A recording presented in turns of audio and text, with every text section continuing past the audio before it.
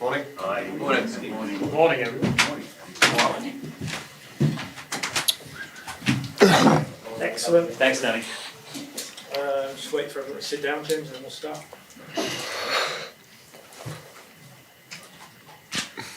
Ben, you've named your team. Moeen in for the injured Ollie Pope, not Dan Lawrence. What's the thinking there? Yeah, I mean, look, we're obviously devastated for Popey. He's been a huge part of what we've managed to achieve over the last 18 months, and obviously being vice-captain, it's a real shame, not only for us but also for him in such a big series. And yeah, look, obviously Dan was in the squad as the sort of next batter in, but there was a few more things to consider around the team that we ended up picking.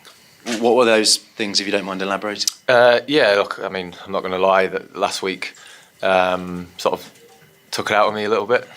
So a big part of something that I had to think of is what would be the best team if I wasn't to bowl the ball this game in the worst case scenario. It doesn't mean I'm not going to bowl, but that was a huge part in the thinking about the team that we picked. And how much discussion was there around who should move to 3? No, not. It was pretty simple for us, to be honest. You look back at last summer, Brookie was in the squad and was the next player in, and when you've got a player like Brookie, you feel like he could slot in at any position. If something was to happen last summer, and from our 1 to 6, Brookie would have, came in any position, and we feel that Brookie's the type of player who will just take the responsibility and just crack on with it. And we obviously want to keep Joe at 4 because he's a remarkable player, and Johnny moving up to 5 was just to get him into the game earlier, and the things he did last summer in that number 5 position is quite hard to look past. So yeah, the change in the batting order was actually very simple, to be honest. And Mark Wood in, James Anderson rested. Was that always the plan, or is that reflective of Mark Wood's fitness and James Anderson's performances so far? Look, we were very sort of open and honest and clear with each other before the series started that it's going to be a very tough ask to ask all the bowlers to play every game this summer. And look, it's a good chance for Jimmy to have a rest up and then get ready for to charge in from the Jimmy Anderson end at Old Trafford next week. But look, it's great to have Woody fit. He's firing and really ready to go this week, and yeah, looking forward to seeing him get going here. In terms of the events at Lord's, to what extent can you use them to galvanise the group, and to what extent do you need to be aware of too much emotion? I don't think we can galvanise as a group any more than we are, to be honest. I think there's been obviously a lot of noise around the incident last week at Lord's, but from me as a captain and from the sort of England team, I think the best thing that everyone needs to do is just move on from it. Really, and Johnny, how is he? Is he obviously angry at the time, but has he calmed down? How is he feeling? Can he use it as motivation here in front of his home crowd? Look, Johnny's fine, but I said before we started training, whatever you need to do as individuals to sort of get the best out yourselves this week, just do it. And certain individuals will have different things that will hopefully try and do that. And I think we've seen in the past of Johnny that, in particular around any criticism around himself, he's always managed to do something. And whether he uses the incident last week as some kind of inspiration to get the best out of himself this week, who knows? But that's all I said. Just to every individual, just do whatever you need to do to get yourself up for this week. Ben, I guess what's happened in the last 3 days or so reminds us that whatever happens in the Ashes, people talk about it, people notice it, and that's one of the great power of the Ashes as a series for cricket as a whole, I suppose. Along those lines, why do you think this idea of the spirit of cricket is important?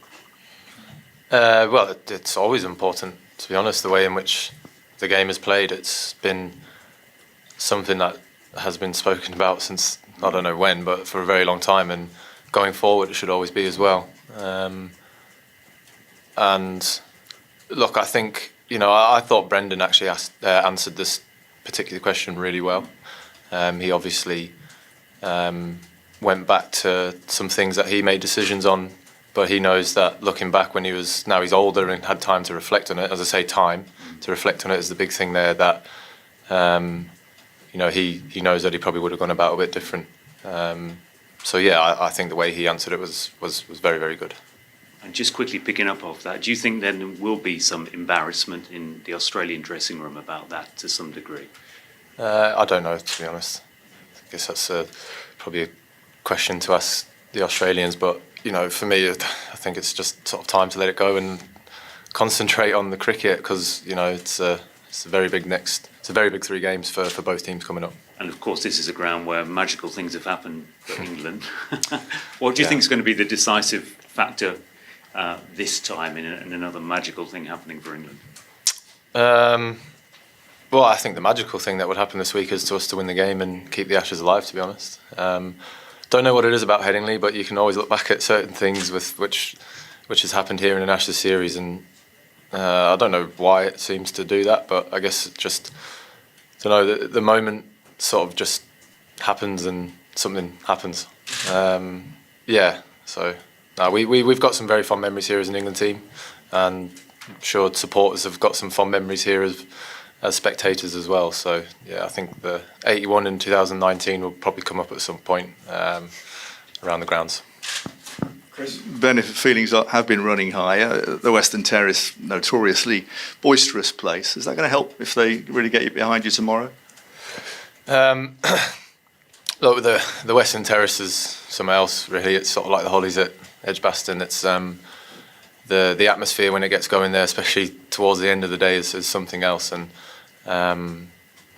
when we're on top here, they get going with us as well. But even when things aren't going our way, they're always there with us, and it's just an amazing atmosphere here at Headingley. It always has been every time we play here, and I think they absolutely love the fact that the Yorkshire people walk out and play here. They love watching Johnny and Joe come out and play cricket for England. The old saying that Yorkshiremen say is "Strong Yorkshire, strong England." So I just think they love the fact that we play big games here, and they love the fact that they can watch Yorkshiremen walk out and represent the country. And given what's happened, it's going to make it more lively, isn't it? I would think so, yeah. Just one more. Your face appeared on the Australian media. Have been probably ramped it up more than anybody, even though they've been on the defensive. What did you make of all that? You with a dummy in your mouth and saying the crybaby English. I mean, they could have picked a photo when I didn't have a beard. It might have made it look a little bit better. It's a bit strange, a baby with a beard on, didn't it? But no, look, it's actually been, for us, like it's been quite funny to see those things. If you don't laugh, you'll cry, I guess. Yeah. Mel, go ahead. Just being back here at Headingley, and then obviously happened last week at Lord's. Why is it, do you think, that you're able to do those things that you do when your back's to the wall? And is it easy to access it? Do you know how to tap into it? I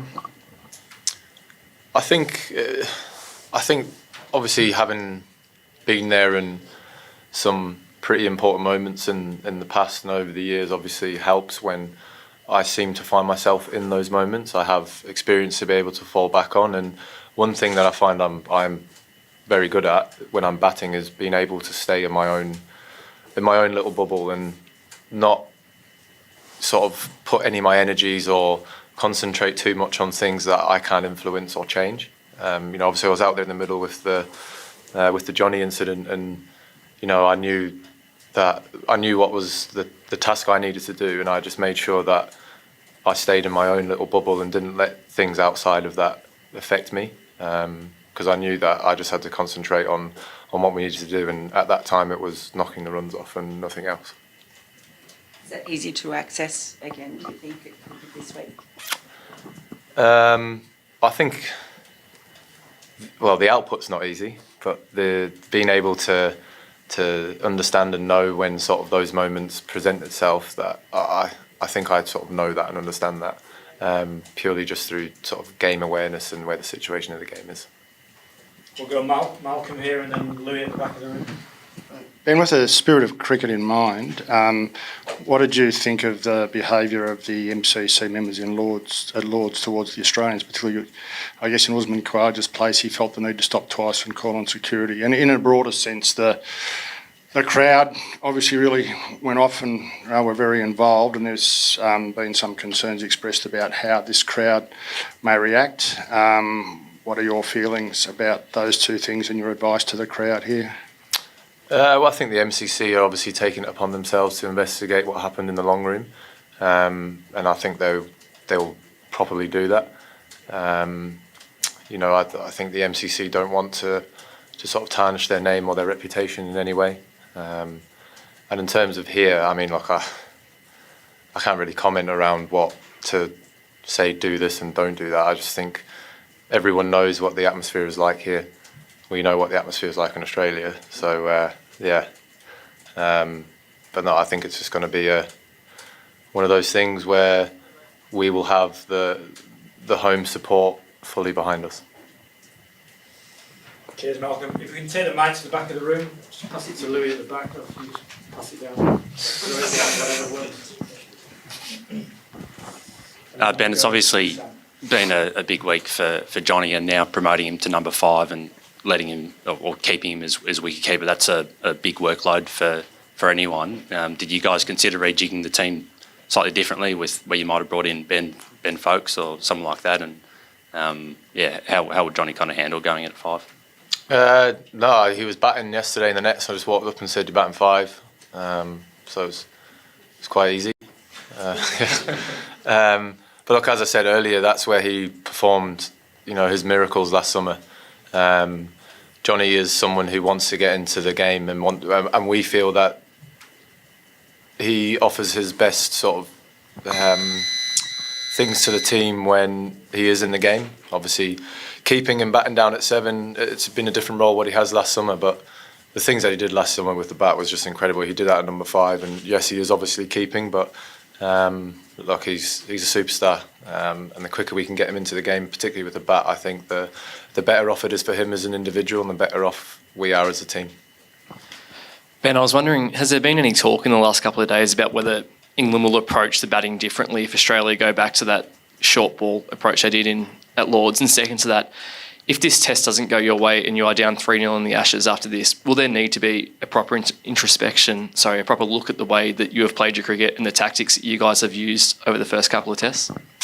Look, with any tactics that teams, throw at us, the big thing for us, and me as a captain, Brendan as a coach, and all the coaches, sort of skills coaches, is giving everyone complete clarity about how they go out and play.